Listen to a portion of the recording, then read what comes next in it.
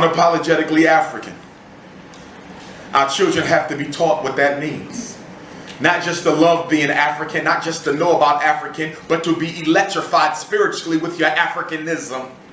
When I travel the world, and I'm more traveled than any other scholar in the United States, whether it's in France, where I was last week, or Manchester 3 weeks ago, keynoting the 1945 70th anniversary commemoration, when so many of the Pan-African freedom fighters from Africa went to Manchester, England.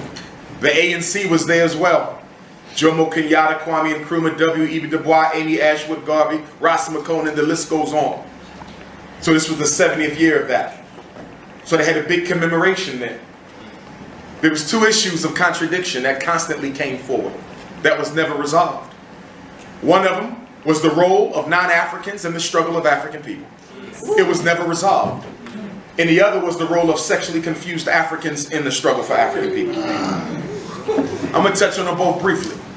But let me preface this by saying, if anyone here is a sexually confused African, I do not hate you. I am not against you. I may disagree with your behavior, but I still love you as an African.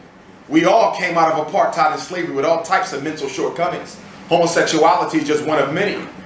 But although I may love you, I have the right to criticize your behavior. And the reason I am against sexual confusion is because sexual confusion is being used by the World Population Council.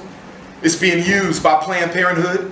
It's being used by the European powers of the world to reduce the population of Africans on this earth, because two men cannot have a baby, neither can two women. This is not about love. It is not about romance. It is not about culture. It is not about family. It's about the extermination of African people.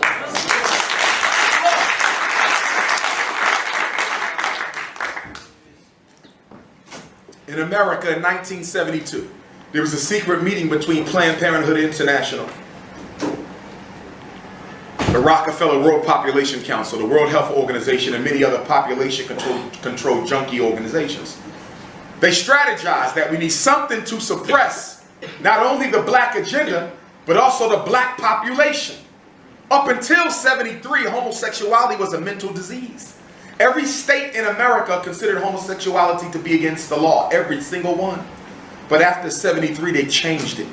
They took it out of the diagnostic manual of mental illness so they could use the homosexual minority issue to trump the black minority issue. After Dr. King's assassination, not even a few months after it, the homosexual agenda became the primary agenda in black America, pushing the issues of black people to the side.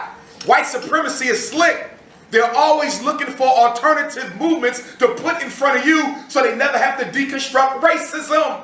You cannot feed into that, South Africa. Being gay is not more important than being black. Listen, gay people never had to fight for the right to be people. Gay people never had to fight for the right to be people. Gay people have never been systematically oppressed. Gay people have never, ever been punished for wanting to be free of oppression. But Africans have. You have to be very careful about elevating other people's struggle to the level of yours. You're not oppressed because you're gay first, you're oppressed because you're black first. The white homosexual can't stand a black homosexual any more than a white heterosexual can't stand a black heterosexual. We have to get our priorities in order. Correct. And you don't let an outside group come within our community and try to play us against each other. If we want to debate homosexuality, debate it in private. You don't debate it in the presence of your oppressor. It's amazing how outside of Africa, no matter where I go, so many African people think they can somehow fix their race problem without including Africa or without identifying as being African. Some of you may not know this, but the reason why a lot of us out of the continent call ourselves black instead of African is we want to recognize that we're not white, but we don't want to recognize from where we came. So black, an adjective, becomes more important than being African, a noun. You would identify with a color, but you won't identify with history. You'll identify with a shade, but you won't identify with culture. You'll identify with a variation of gray, but you won't identify with the freedom fighter history of your ancestral homeland. And when you study the ideologies outside of Africa, you will find that most of them cater to the black man's hatred of Africa. Most of the leaders gave him different names. You're not African, you Asiatic. You're not African, you indigenous. You're not African, you this. Anything but. a connection with the mother continent. But even when I come here, I find some of y'all got the same problem. You rather be colored than be African. You rather be black than be African. Your self-hate is just as bad in Africa than it is outside of Africa.